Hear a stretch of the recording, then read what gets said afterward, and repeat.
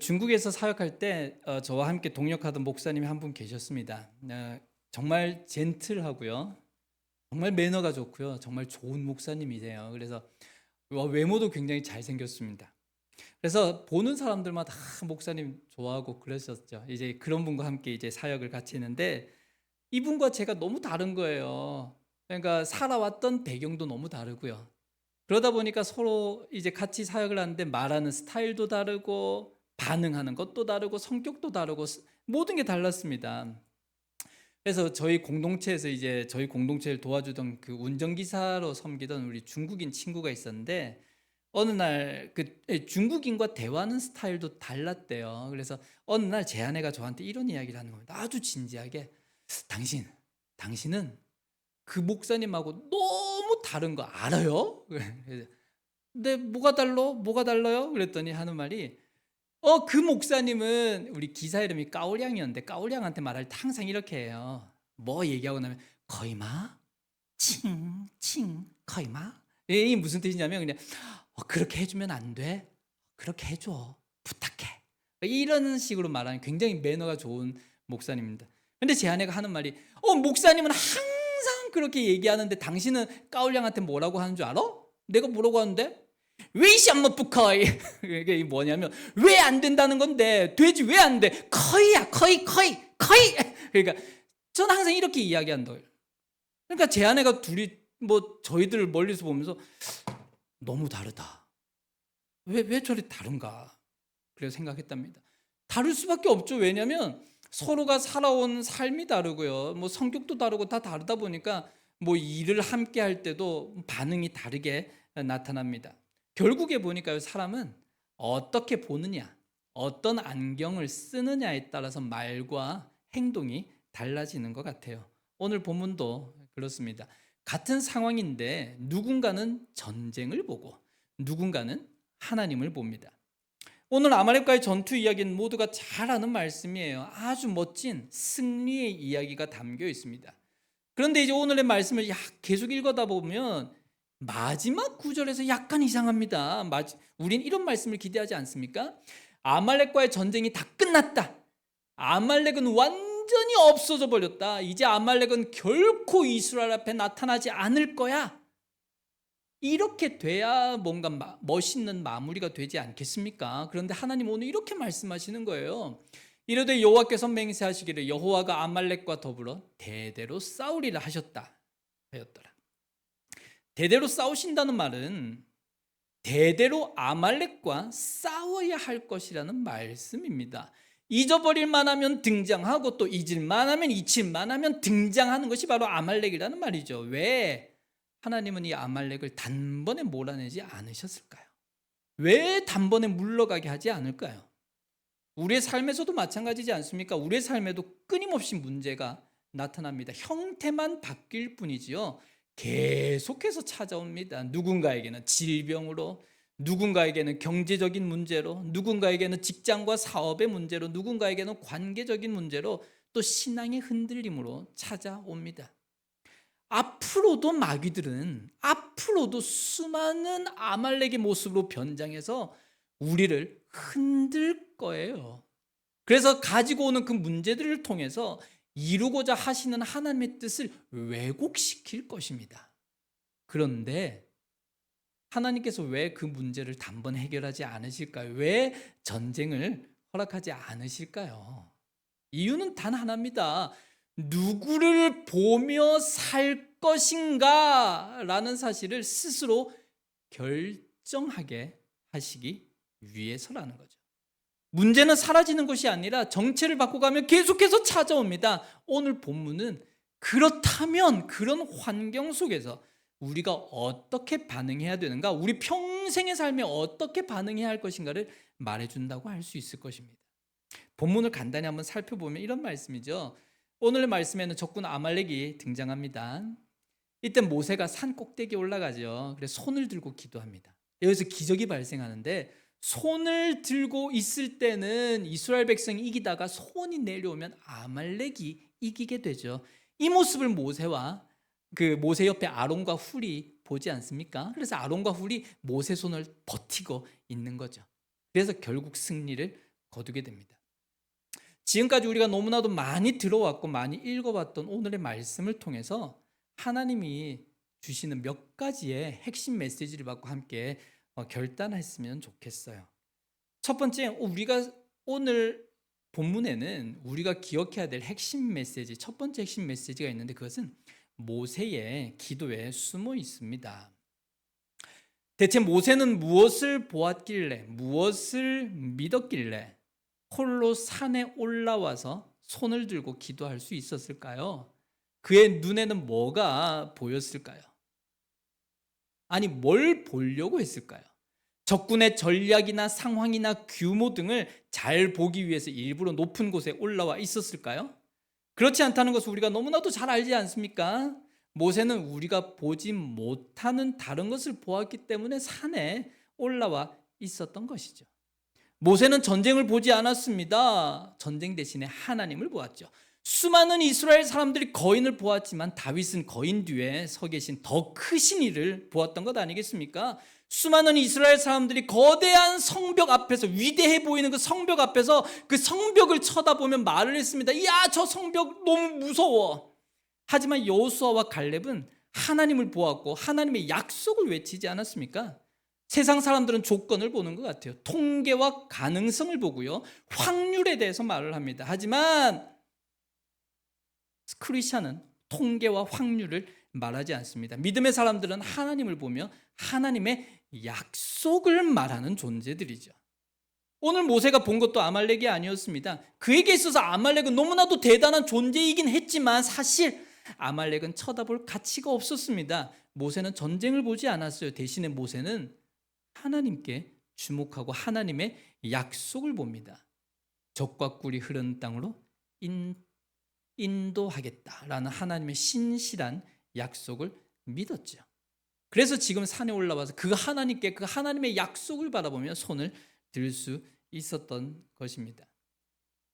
여러분 지금 무엇을 보고 있습니까? 문제입니까? 상황입니까? 통계와 확률입니까? 아니면 누군가의 내가 가지고 있는 가능성을 보십니까? 아니면 하나님의 약속을 보십니까? 여러분이 보는 것이 바로 여러분의 인생을 결정할 것입니다. 사실 아말렉이라는 나라는 수백 년 동안 종노릇하며 살던 오합지졸인 이스라엘 백성이 결코 이길 수 없는 상대이죠. 우리도 마찬가지입니다. 삶이 어려울 때가 있고요, 삶이 내 마음대로 되지 않을 때가 있습니다. 생각대로 안 되고 계획대로 안 되고 계산대로 안 됩니다. 왜냐하면 우리가 싸워서 이길 수 있는 상대가 아니기 때문이에요. 애초부터 우리가 이겨낼 수 없는 상대입니다. 마귀는 너무나도 강력합니다. 하지만 하나님의 약속을 본다면, 하나님의 약속을 보는 한 명이 있다면 승패가 달라질 수 있다는 것이죠. 한 사람만 있으면 됩니다. 약속을 믿고 보는 한 사람. 그 한 사람이 있으면요, 가정이 살아나고요, 그 한 사람이 있으면 직장이 살고 교회가 살게 될 것입니다. 그 한 사람이 있으면 됩니다. 바로 여러분이 그 한 사람이 되기를 간절히 소원합니다.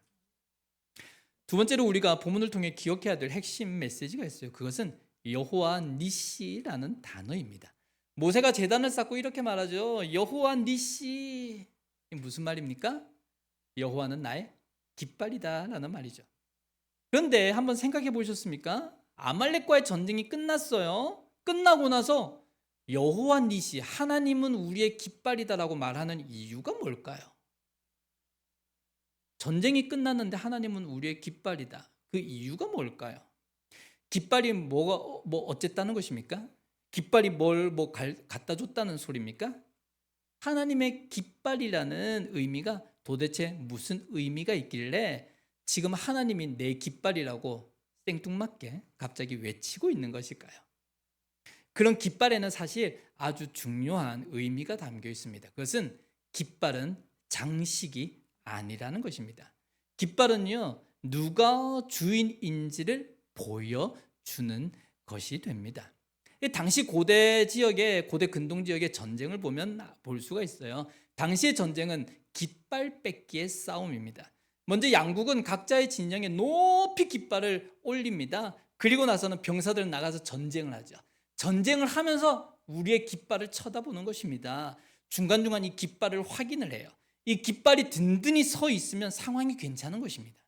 그런데 깃발이 뒤로 물러나거나 깃발이 꺾여 있다면 곧바로 짐을 싸고 도망가야 됩니다. 전쟁에서 졌다는 표시이기 때문이죠. 그렇다면 오늘 본문에서 모세가 하나님을 우리의 깃발로 묘사한 이유가 있지 않겠습니까? 당시 시대적인 상황을 고려했을 때 저는 두 개의 의미가 담겼다고 생각을 합니다. 첫 번째로 만군의 여호와 전능하신 하나님 창조주 하나님이 우리의 깃발이 되신다라는 의미는 뭐냐면 내 인생의 승패는 내가 아니라 하나님께 달려 있다라는 믿음의 고백인 것이죠. 내 능력이 무엇을 결정할 때 핵심 요소가 아니라는 것이고요. 내 환경이 내 인생을 좌지우지할 수 있는 것이 아니라는 것입니다. 바로 내 인생은 누가 결정한다고요? 하나님이 결정하신다는 말이죠. 홍해를 가르신 하나님, 요단을 멈추신 하나님, 해와 달까지도 세워버리신 하나님, 그 하나님이 내 인생의 깃발이 되신다. 하나님이 내 인생을 결정하신다. 이것입니다. 내 인생의 깃발이신 하나님께서는 예수 그리스도를 통해서 우리의 공식 아버지가 되어주셨습니다. 그러면서 지금 우리에게 외치고 계신 게 이 말씀이에요.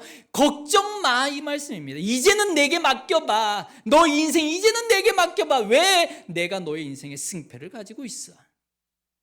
내가 깃발 들고 서 있을게. 하나님이 깃발 들고 서 있는데 누가 뺏을 수 있겠습니까? 이 하나님을 보았기 때문에 오합지졸들 데리고 싸우는 모세가 가능성과 확률을 무시하고 산에 올라가서 손을 들 수 있었던 거죠. 또한 이 위대하신 하나님을 보았기에 주의 약속을 말할 수 있었던 것입니다. 하나님이 우리 삶에 깃발이 되어 주십니다. 이 깃발 믿고 붙들어서 인생의 역사가 하나님의 역사로 바뀌는 은혜가 있었으면 좋겠어요. 두 번째로 여호와가 내 깃발이 되신다는 의미는 아주 단순하죠. 깃발 보며 살아라. 이 의미입니다. 평생 동안 깃발 보고 살아라 하는 것입니다. 평생 동안 우리의 삶에 아말렉이 끊임없이 찾아올 거예요. 내일도 올 수 있습니다. 모레도 올 수 있습니다. 그 아말렉이 아무리 최첨단 무기를 가지고 우리 앞에 다가와도 가슴 조이며 두근거리지 말라는 것이죠.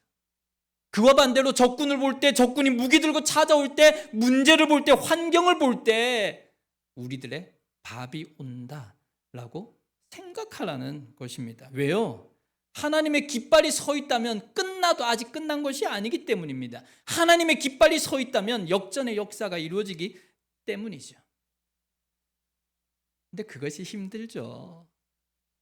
저도 제 앞에 다가와 있는 아말렉 군사들, 제 앞에 서 있는 골리앗, 하나님의 깃발보다 더 크게 보일 때가 많습니다.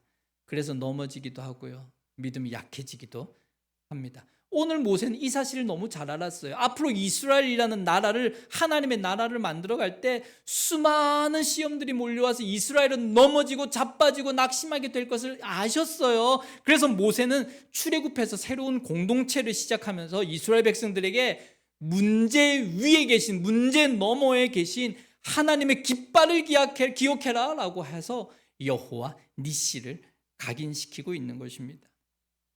문제를 보는 사람은 무너집니다. 하지만 깃발을 보는 사람은 승리합니다. 사람을 보며 세상을 보지 마셨으면 좋겠고요. 골리앗에 주목하여 주눅들지 마셨으면 좋겠습니다. 생활과 상황과 환경 보지 말고 세상 기준 보지 마시고요. 그리스도께 주목하고 하나님께 초점을 맞추십시다. 그때에 드디어 기적이 상식이 되는 삶이 펼쳐지지 않겠습니까? 말씀을 간단히 맺어보려고 합니다. 여호와 니시는 전쟁의 결과로 얻는 말이 아닙니다. 여호와 니시는 평생 다짐해야 될 삶의 결단입니다. 여호와 니시는요, 내가 이미 승리를 체험했기 때문에 외치는 말이 아닙니다. 비록 나는 힘들어도, 비록 나는 어려워도, 실패라고 여겨져도 이미 그 승리의 자리에 계신 하나님을 내가 믿기 때문에, 이미 꽂혀져 있는 하나님의 깃발을 보기 때문에 그 굳건히 세워져 있는 깃발을 보며 외칠 수 있는 이름인 것입니다. 말 그대로 나의 상황은 보지 않겠다는 믿음의 표현이고요. 더 이상은 가능성과 확률을 말하지 않겠다는 결단이고요. 더 이상은 세상의 기준으로 나를 보지 않겠다는 결심이기도 합니다.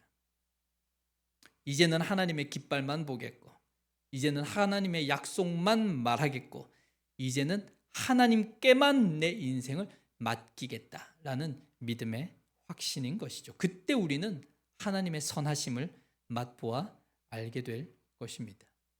이제 어떻게 하시겠습니까? 결정하셔야 되죠. 여호와의 깃발 붙들고 사시겠습니까? 아니면 계산하시고 가능성을 점치시며 통계와 확률과 사람들의 말을 따라 그런 것 붙들고 살아가시겠습니까? 거인들을 보고 두려워하고 그들의 대단한 성벽을 보면 눈물 흘리고 그들의 강력한 힘 앞에서 부들부들 떨며 살겠습니까? 아니면 그런 무서운 것들 앞에서 주의 약속을 당당하게 외치며 앞으로 전진하시겠습니까? 믿음의 선포로 우리 결단을 한번 해보실까요? 제가 앞에 글을 써왔는데 함께 읽어봤으면 좋겠습니다. 제가 먼저 읽으면 딸 한번 읽어보시죠. 여호와는 나의 깃발이십니다. 나를 대적하는 이들의 보호자는 이미 떠났습니다. 내 인생의 승리는 하나님께 달려 있습니다. 이 믿음으로 승리하는 모두가 되기를 간절히 축복합니다. 우리 찬양했으면 좋겠어요. 이 찬양 한번 불렀으면 좋겠습니다. 나는 믿네 라는 찬양입니다.